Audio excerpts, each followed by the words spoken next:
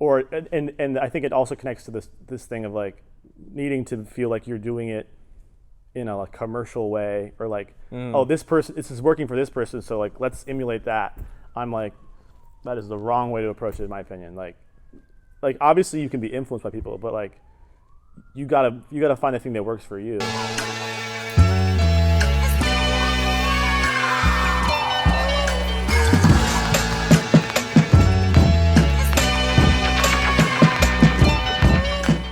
This is part of the interview where we have to dap up and pretend like we never spoke before. Okay. All right, cool. So what's up? What's up, dude? That's bad for the shot. Okay. How you been, bro? Chilling, dude. Yeah, I'm good. You mentioned something a little off camera. Where was the last place you traveled? I'm curious. The last place, most recently I was on Martha's Vineyard, working out there in Newport, Rhode Island. I was playing at a festival there.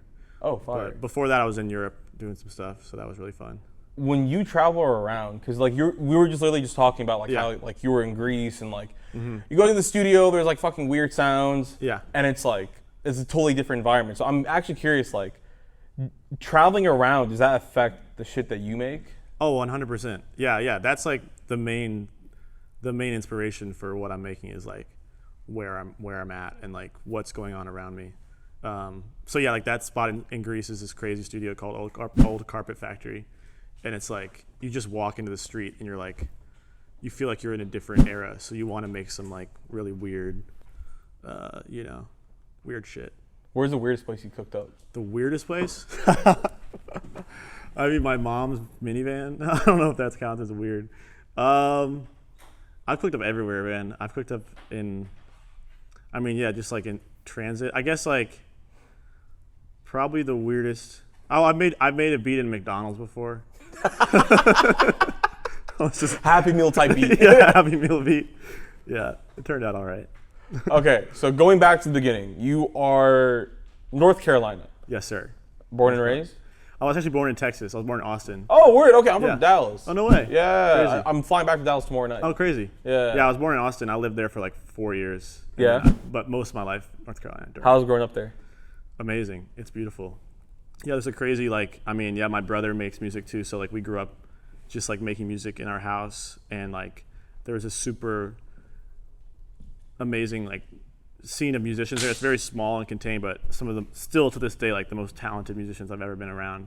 So that was like very crucial to my career and making me who I am. So because I know other than your brother, you also have your grandmother was a classic pianist. Yes. So was she kind of like the North Star for you and your brother? Absolutely.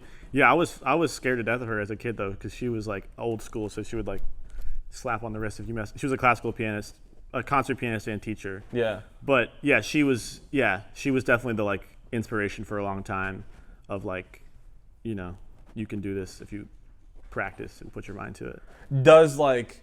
Does her being, I guess, like more like is it fair to classify as like classical pianist? Yeah, absolutely, very much classical. Does that is it more rigid as opposed to like how you create? Because I feel like classic pianist is just like, I don't know, like there's a lot more rules than as opposed to just kind of like getting freaky with it. For sure, yeah, it's like polar opposite. It's almost like a different skill completely. Because like usually you're working on. Not to put it down, because there's some amazing classical pianists, but like you're playing someone else's music, note for note, exactly as it is, and like most of the art is like how you interpret it. But it's like you're kind of just playing what's already written on the page, so there's not that much room to change stuff up. And when I fell in love with music, it was when I realized like I could make it up and change things, and what different elements, like what different palettes would add. So like I have a jazz background is my background, so like that's a very different approach completely, which is why I was scared of my grandma. Really? But did I guess her structured way of creating, did that affect kind of like the way that you create as well?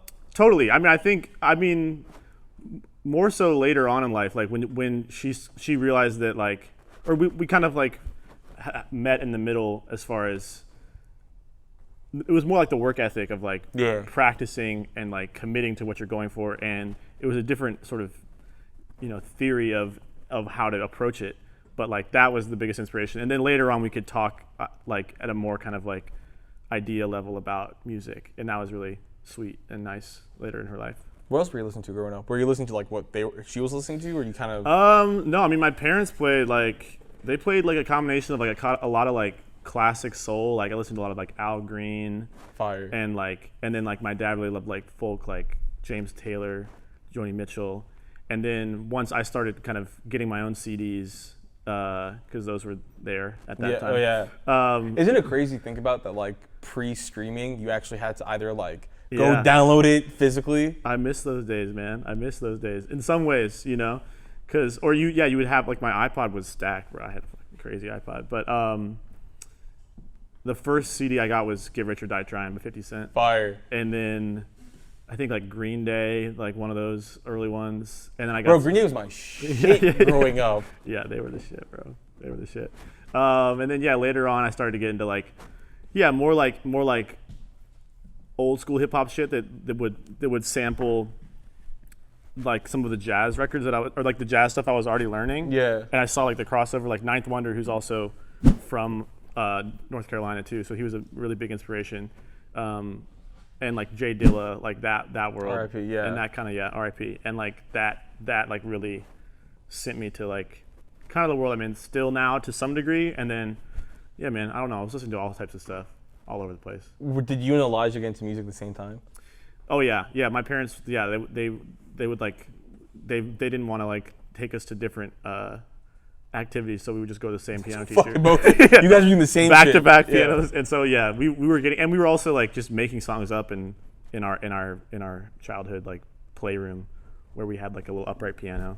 So we very much like co-existed in that way. Because weren't you guys like making shit on GarageBand, like the iMac? Yeah, our mom got GarageBand on her computer, so we were just like messing around. And when we figured out like you could get a MIDI keyboard and you could turn it into any sound you wanted. So it was like, oh, now I can play a trumpet. Now I can play a violin. Now I can play this. Those beats, it was terrible. The music was terrible, but it was. You were also like 9. Yeah, but it was a lot of, that was the first. And then messing around on GarageBand, my mom's computer, and like just jamming. Like we just jump between instruments, which is kind of how, what I just did arrived, except that it's just me. Do you think, honestly, that's actually a good point. Nowadays, with like you just mentioned, like a MIDI keyboard where you can turn each note to a different instrument, and like now you're playing the trumpet, now you're playing Rhodes, whatever. Right.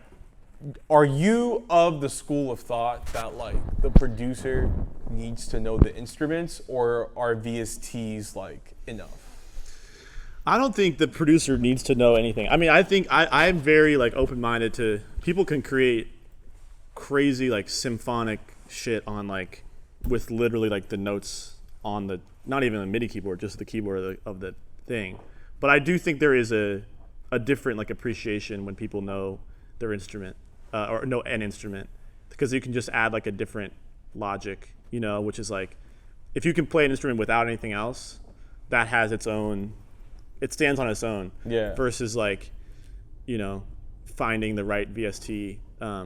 So I definitely gravitate towards music made with actual instruments, but also at the same time, I love a lot of stuff that's just like all made in the box, And I think that's also like the kind of beauty of it too, where it's just like you don't need to be a musician to play all these instruments. No, not at all. I mean, I feel like I'm so open to, especially like the people coming up now. Like I'm like, I don't even know how people are approaching music now, like that are just getting into it. Like you could make shit on your like PlayStation. You can make music on so many. You literally make beats on PSP. Yeah, I've seen it. Yeah, you can make it on PSP. You can make it on your phone with some crazy app. Like, and I feel like it's that to me is why it's like it's always like the vision is the most important thing, and also like execution. But like if you're going for something, you can make it happen. I don't care how you do it. Yeah. You know what I'm saying? Like if it's cool and it's different and it's original, like you're successful to me. Because I knew, going back to that, Elijah was, because I was telling you off camera, like you don't need this. So I was watching this interview of Elijah, and he said something really interesting, where it was like he would draw a keyboard when he was a kid, and like pretend to play. Yeah. So did instruments come at a time where like games usually would come when you guys were kids? Yes. Well, we didn't have we grew up in like kind of a granola household, so we didn't have we didn't have TV or video games. So like we had to like kind kind of make our own fun. You know what I'm saying? So yeah, instruments was definitely like very involved in like just being a kid and playfulness. You know what I mean? So yeah, I'd make friends based on like what consoles they would have and stuff. But like I would be because we had or their pantry, like a suburban pantry, bro. I used to go about a suburban pantry. I used to go to like there was this kid next door. His name's Brian. Shout out Brian. Probably never see this. He had the fucking the oatmeal cream pies. Oh my god! I would go raid that shit. OCPs, bro. Bro, I would go raid that shit. Yeah. But I'm curious to like now seeing that you and your brother are like we're in this journey together. Yeah. Did one of you guys get into music first, or was this kind of like, hey, like I found this cool thing, and you guys were just like both messing around at the same time? No, I mean we were both messing around at the same time for sure. I mean I think like he's 2 years older than me, so like he was definitely. There were times where it was more like I was following his lead, but like then we get a little competitive in high school. Where we like, oh, for real? You know, well, I don't know. We would just kind of like be pushing each other to like, you know, learn new stuff or get better, or like.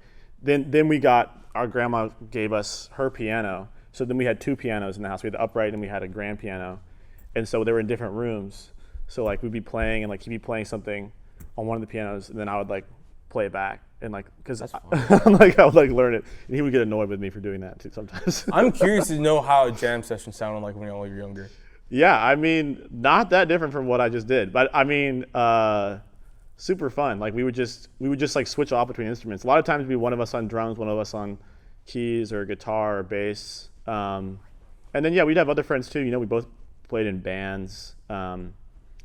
But very raucous. A lot of times funny, joke. Like a lot of my kind of like humor comes from that too. Like we would just be like fucking around, making stuff up. When y'all link together now and make music, does that ever come out? Oh, for sure. Like the children and you come out? For sure. Yeah. Sometimes we can't even like we're trying to get serious and we've been trying to like make a project for like years and we end up fucking around. So, but which is fun, you know. Yeah, for sure. But.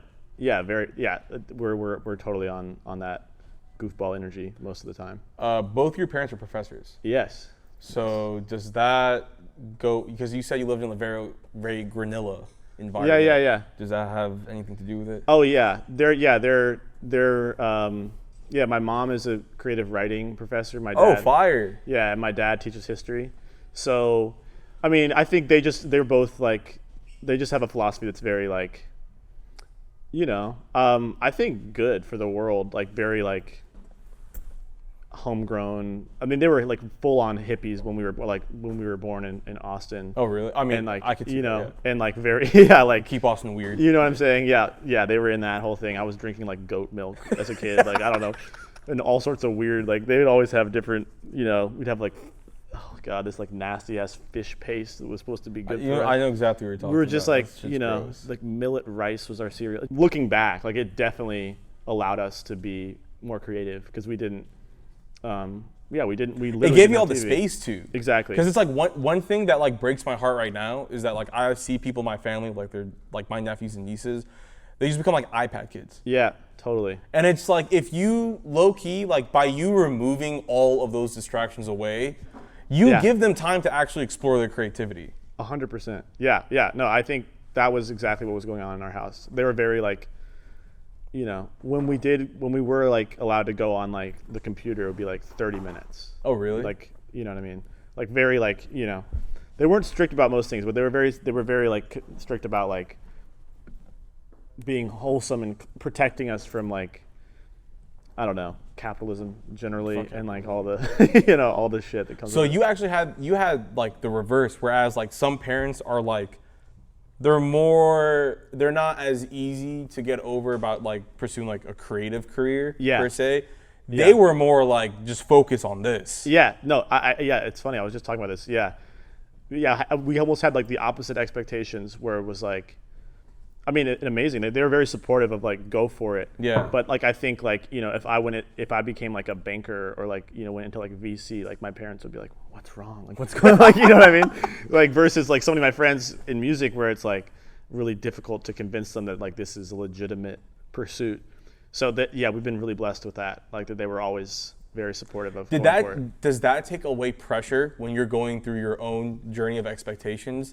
Because it's like a lot of expectation. Like at least for me, it's like until I had something to show, my parents were like, "Oh, this is kind of like this is a little hobby." Yeah. But so like a lot of artists and creatives in general, they have that like burden of expectation where it's like, "Fuck, I have to prove it to myself and to like family around me that like I'm about this and I want to do this." But for you, it was kind of like there were no expectations from them. Yeah, I mean, I still think their expectations were about like, you know, they were still kind of like they wanted us to like see it through, and like the same thing about like practice. It's like, okay. It's very much like what you love. You find what you love, but then, you know, you have to like work at it. So that was, but as far as finding what we loved and like freely kind of just experimenting, there was no pressure around like, you know, you need to do something that makes money or something. Yeah. And ironically, like that worked out for both of us. We've both been doing this like professionally since we were in high school. So it's like just partially by, you know, a happy accident maybe that we both were able to make that work and be talented and be hardworking enough to do that. But also like I think their kind of support was big in that. If you want me to ask, how old are you? I'm 27. I'll be 28. You're 27? Yeah. Damn, I thought you were older. I'll be 28 in 4 days. 4 days? Yeah. Okay, happy early birthday. Thank you. Because I saw like I was going through your Instagram and I saw like old videos of you like on the MPC like chopping up samples and shit. So I wanted to know like I've been doing this shit, bro. Yeah, I've been in this. How was high school like in terms of like getting? Because you said that's when it like you've been doing this professionally since then. So like, how were kind of like first trial runs of that? It was so fun, man. Honestly, it was just like it was still just like I miss those days as far as the musical part. Like we would play shows and get paid like $50 and like a meal maybe. What was the best $50 you ever had? Yeah. What was the best $50 I ever had? Like no matter how small that check is. Yeah. It means so much. Exactly. Yeah. It was like we're making money making art. Like what could be better? And I still feel that way. It's like this is the dream that we had when we were literally kids, like in 8 and 10, like making songs in our house. But high school was also when I figured out like. When I really figured out producing, because before that, piano was the main focus. Yeah. And we'd jam and stuff, but that was when I started to like make beats, and I had a band that I played with called Young Bull from Durham, and with one of my best friends who I live with now in LA. High school was super fun. It was like a creative. Yeah, we were just happy to be making music at all, and then also like playing like random like jazz gigs. Like I used to have this funny gig at like at an old folks home, and I would go there on Sunday afternoons, and they would like wheel in all the old folks, and I would just play some jazz stuff, and like they would like everyone would fall asleep. And then like I would leave and they'll be like, that was so great, can't wait for next week. I was like, you're sleeping. Personally because like they're no, that's what they wanted. That's and I was playing like soft jazz. So that was like. So you're making beats at the same time you were in the band? Yeah. I mean, I was making the beats for the band, and also just making new beats. What is it like? What this was the hip hop group, right? Yeah, it was a hip hop collective. Okay, cool. Or it is. It's still. Still is. We've went on a little hiatus, but we have a new project as well that'll probably come out next year. So, we're coming back. But when we played live, we would have a full band. Yeah. But like the records were like all stuff that I produced, and Meek, who was the lead singer, sang on it. Because I was curious in terms of like, do you also mention you were in a rock band too, or no? I was in a rock. Yeah, I played in a couple different bands. I played in like a sort of an indie rock band. I played in so many different little short-lived. That one was the main one, that Young Bull, because we really like where we like actually started to like do some touring and stuff. But the other bands were just like local, fun stuff. In terms of the local bands, like when you're playing for a band, does that like, I'm curious as to how that affects your beat making. Like, does that help you more like structuring? Oh yeah, totally. No, I mean, I think it's like, I'm always surprised that there's not more people who cross over. I mean, there are, but it seems like sometimes it's two different worlds of like people who make beats and produce and people who like play in bands. Because I guess it's two different skill sets. A lot of times people can't cross over, but yeah, it changed everything, because I think also just seeing what works live I mean, I really recommend that for everybody to like try stuff out live, because like it will change your creative process to like be like, oh yeah, this is gonna get people jumping or whatever, versus like that thing that sounded cool like didn't quite translate.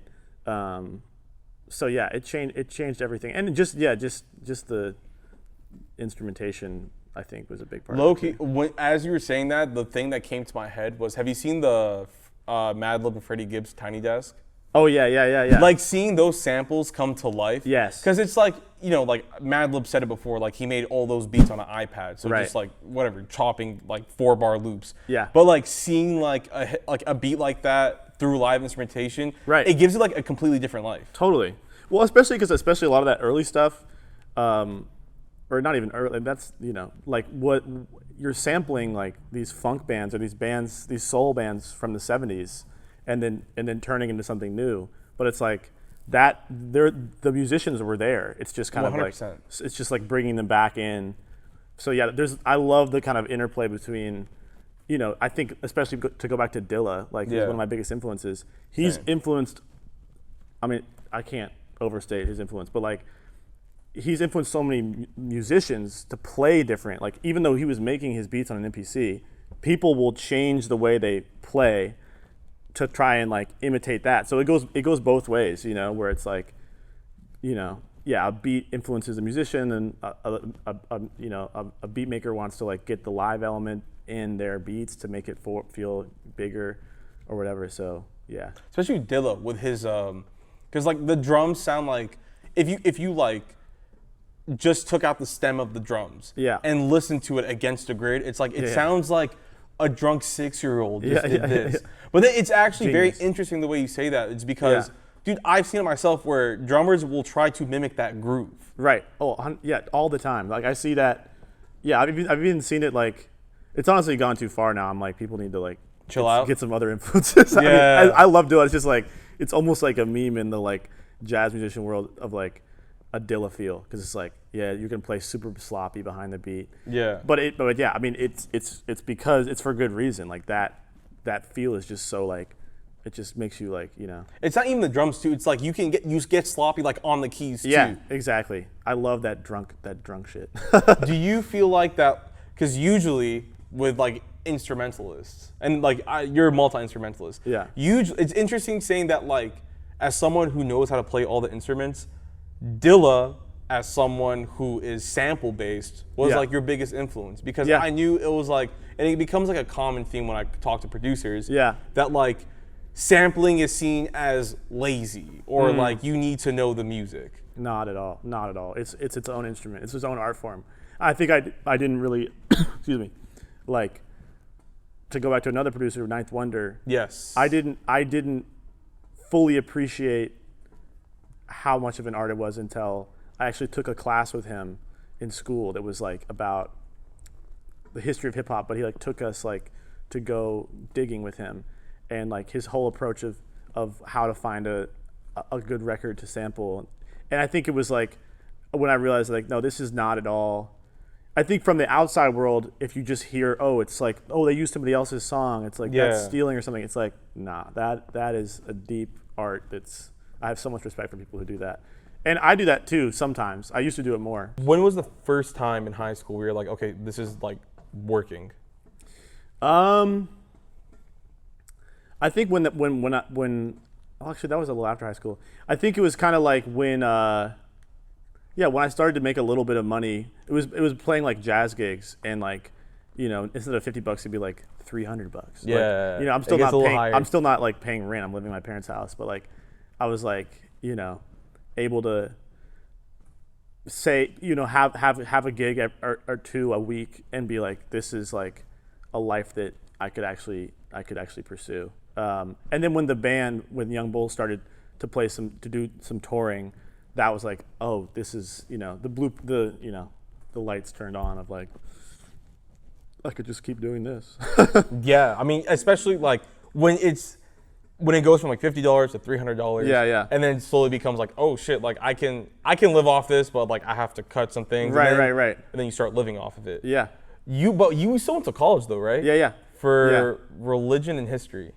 Just religion, but sorry, religion and music. Religion and music, yeah. Okay, sorry, religion and music. Exactly.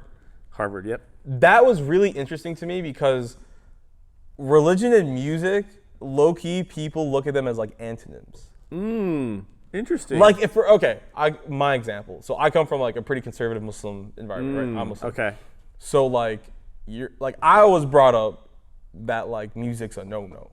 Interesting. Like it's forbidden. Yeah. So that's why when I saw that mix, I was like, that's a very interesting mix because it's like music is also people's religion. Yeah. Totally. Well, yeah, there's like the church of EDM. I've heard people talk about that. Is that that's like thing? It's like a people like that's like like hardcore like EDM goers. It's like that's like their some version of worship to like go to the festivals and shit. I don't know. I mean, low-key Burning Man looks like a fucking like that's that's religious. That's definitely ritual.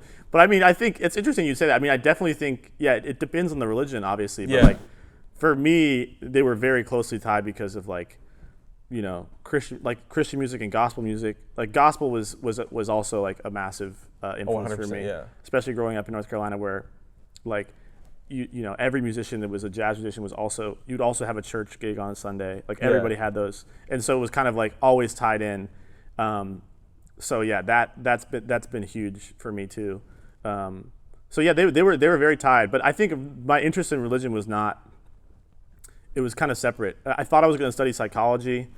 I mean, and I was just kind of like interested in like the way people think. Yeah. And then I took this crazy class about dreams and dreaming in different religions, and it was taught by this like witchy. Dreaming in different religions. Yeah. So each week we would look at a different religion and the role of like dreams and like visitations from prophets and like all these different conceptions of the religions. That's a big thing. You know what I mean? Yeah. And it cuts across all these different religions because it's like a place where spiritual, it's a place with a lot of spiritual energy. And the class was just like blew my mind. It was taught by this woman who was like named Kimberly Patton, who was like kind of like had like a very like witchy vibe. She was great. But yeah, and then I was like, I just want to stay over here in this part, which was in the divinity school. So then I just started taking more classes in that, and then I did a final thing about gospel music in Chicago in the 30s. That's fire. Yeah, which was dope. You took a class with the GOAT, Cornell West? Yeah, he was my thesis advisor. No way. Yeah. How was that? Amazing. That man, he's like a jazz musician in his own way with words. Like he is like so inspiring as a academic. Like he's the GOAT. I don't know about him running for president and all that stuff, but other than that, I mean, if you looked at all the other candidates, I was like, fuck it, might as well. No. I mean, I definitely, he was very influential on me academically, and obviously, literally, he was my advisor, which was crazy. But yeah, that was a great class. A couple classes with him. So you have a lot of heavy hit credits under your belt. Yeah. You've worked with Smino, Thundercat, Grammy nominated, Oscar nominated, all that. My question to you is there ever like growing pains when working with an artist? Yeah. I mean, sometimes I think it's kind of like a different, it's just like you have to give something, you have to meet people where they're at, but it's like, it's a different skill set. I've been doing it since the beginning with my brother. Yeah. Like it's like always been collaborative to me. So like it makes a lot of sense. I love it. It's like a different challenge, It's like where is this person coming from? They have their whole set of influences. I have my set of influences. Like where can we align? So I love it as long as I'm like not overdoing it, which sometimes I do. I try to do too many things at once. Oh yeah, absolutely. Especially when I came out here, I was just doing like 2 sessions a day, like every day, like that whole grind. Like, did you ever hear the Kenny Beach story where he was like he locked himself like in the cave for like 8 hours a day?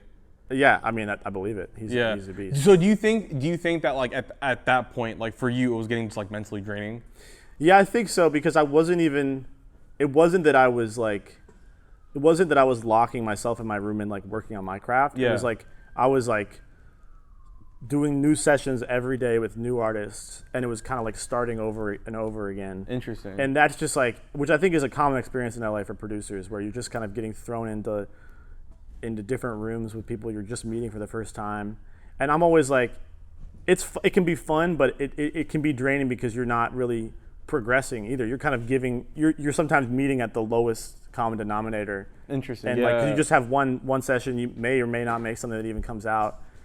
So I much more prefer like locking in with artists for like extended time, doing a whole project, or doing like at least a collection of songs. But yeah, I mean, you also still get better. Like I definitely improved from that in being able to like, you know, carry myself in a session, you know. Do you have any like crazy like session stories of just like random big artist that shows up? Like, I'm trying to think. Crazy. Because you low-key just mentioned Fred again in Greece. Oh yeah. I did run into Fred again on a ferry in Greece. I mean, which was crazy. I mean, the first time I came out here, like we ran into Smino at like a taco truck, and I was like, "Is that Smino?" And then like we went back inside, and he was just in the session, just like smoking outrageous amounts of weed, which was also classic. And it was just, I don't know, like I feel like in certain scenes there's just like once you get into the room, people just come through and filter in and out. So like that's, yeah, I wish I had a better like crazy story. I don't know. Do you have any artists that are on like your hit list to work with? I mean, yeah, I would love to work with like D'Angelo is like my all-time goat. Or like Frank Ocean. Those are like, you know. Yeah, once he decides to drop music. Yeah. Also, like both of those artists are like famously like don't put out music. But I mean, nowadays I think I would really love to work with like she's not as big, but Sia Gray. I've really been into her lately. She's in Toronto. I'm trying to think of like, bigger artists. Someone like Rihanna, obviously, something like that. I can see that. Yeah. I can see I've definitely cooked some stuff that may or may not have made it to her, so we'll see. Oh shit. Okay, word. Speaking on Frank Ocean and D'Angelo being elusive, one thing I wanted to pick your brain about is that I've seen like a common theme of like, you know, we're all trying to fight the algorithm, we're all trying to get heard one way or the other. You know, I know the way I got put onto you was actually your beat videos. So I was watching you just like go all around the room, play all these different instruments. But I always wondered from like a producer perspective, because I loved like, have you seen like the Count and Kalen Ellis's beat videos? Oh Yeah, I loved watching that. But then I also heard them talking about like how that burns them out, and it's like you're almost like fighting for people's attention. Like I don't want to make a fucking beat video today, but like I feel like I have to. But I wanted to ask you about like what struggles do you go through that in terms of like playing producer but also content creator? I mean, yeah, that's deep. It's. I mean, I feel like I have the same opinion. It's like kind of universal to artists. I feel like, which is like, I just wish we didn't have to do it that way. Yeah. Like, just having to, or feeling like when it feels like an obligation, it's not fun. Like music is amazing when you're enjoying it, and that's honestly what worked for me with those videos. Is like I realized like I could just like fuck around and have fun, and like that's what people want to see anyways. So like I don't know. I never felt quite so boxed in by those. Like I don't think I honestly like I didn't put out that many things. I just would do like one whenever I'm ready. I'll just share the thing. Like it was never a phase of my life where I was posting every day, and I feel lucky that I think that worked for me though, because it's kind of like just when you're ready and when you have something that you know people are going to respond to, then post. I think that's what more people need to hear than the kind of like somebody's telling you like you need to be more active. You need to be more active. Like it actually works against you, and in the algorithm itself, it's kind of like, you know, if you don't want to be there and you're just doing it because you feel like you have to, then nobody wants to see that shit. Like they don't want to be there either. Yeah. So like whatever you have to find, but at the same time, like it's just a tool. Like I wish it wasn't so all consuming for so many people. Yeah. But it is just a tool to like, you know, share your art with other people. So like I think when I'm in a positive mindset, I'm like, yeah, it's just like let's just play the game a little bit. But it's been, I mean, the struggle for me lately has been like, yeah, how do I connect beyond that to like my actual songs? Yeah. Like listen, like this video is cool. Come to the song. Yeah. And sometimes you can almost feel like you're like tricking them. It's like let me hook you with some little like flashy shit I can do, and then like now you can hear the actual song. So it's always a balance, but you know, I'm figuring it out.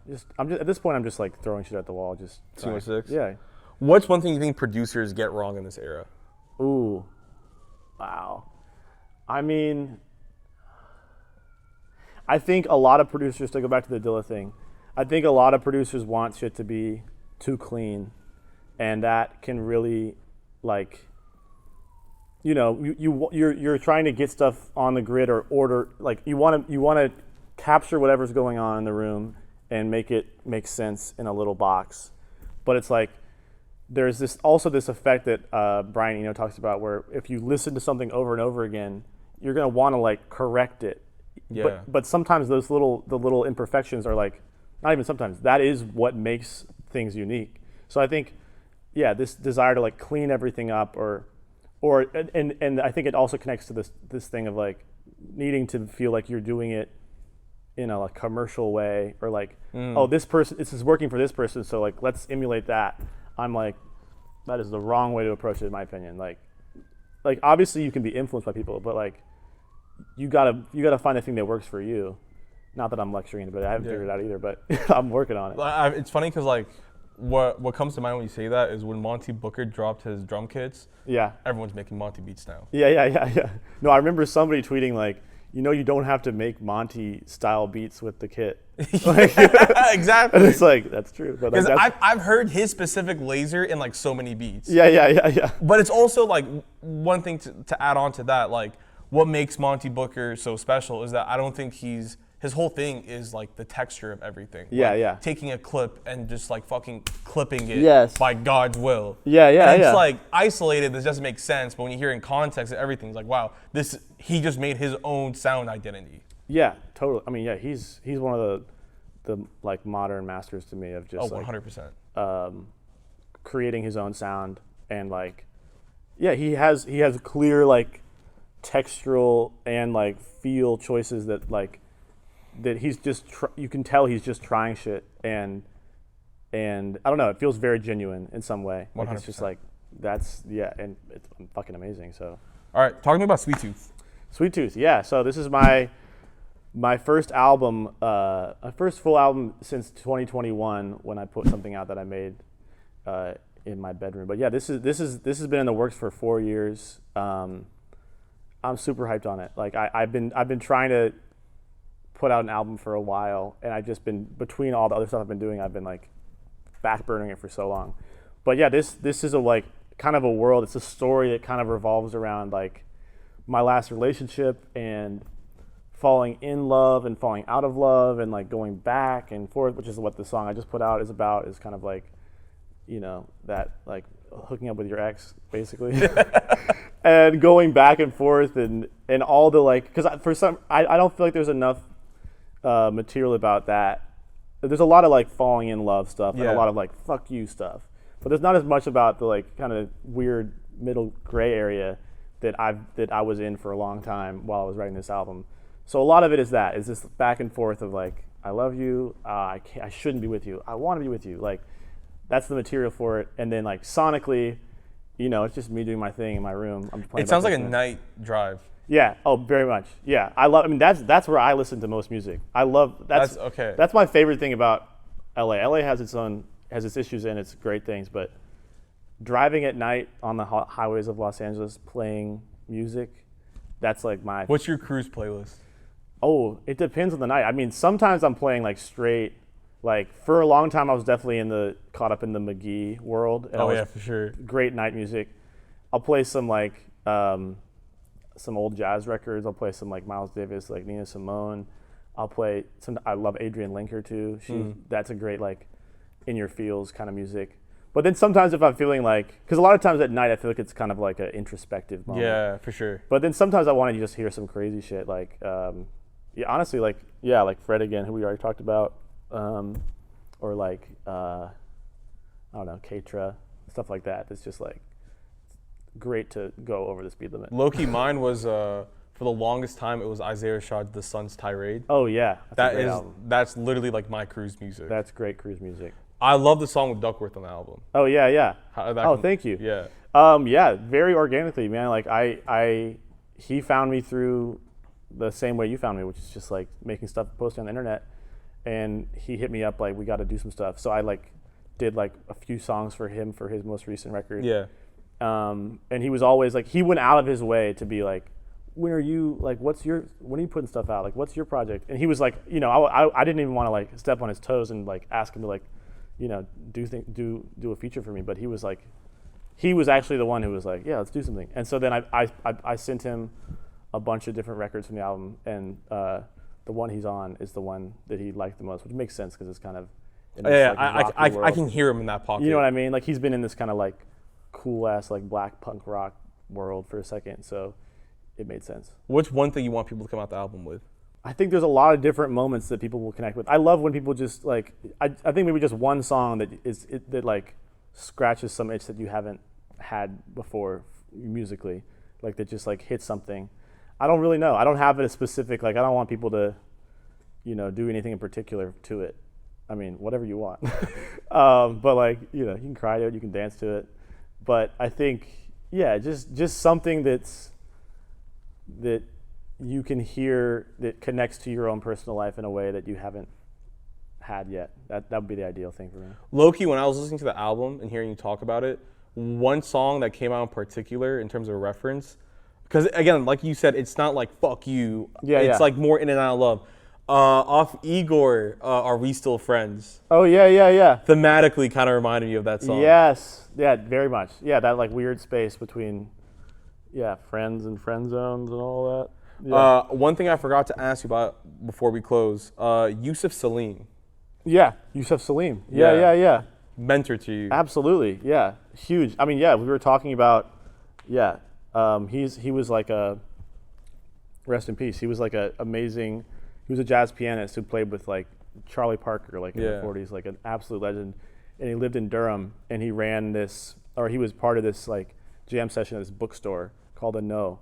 That you know, at the time when me and my brother were growing up, he was probably in his 70s or 80s, but he was just like an absolute OG and super, very helpful. Would even when we were honestly terrible, he would help us learn new songs, and was just so encouraging.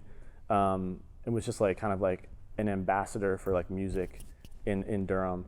So he was huge. He was huge to me. Okay. Yeah. If there's one thing you want your fans to come out with, what is it? Life's not that bad. I mean, life is bad, but I can make it a little. It's a little better when we're together. You know, like something like that.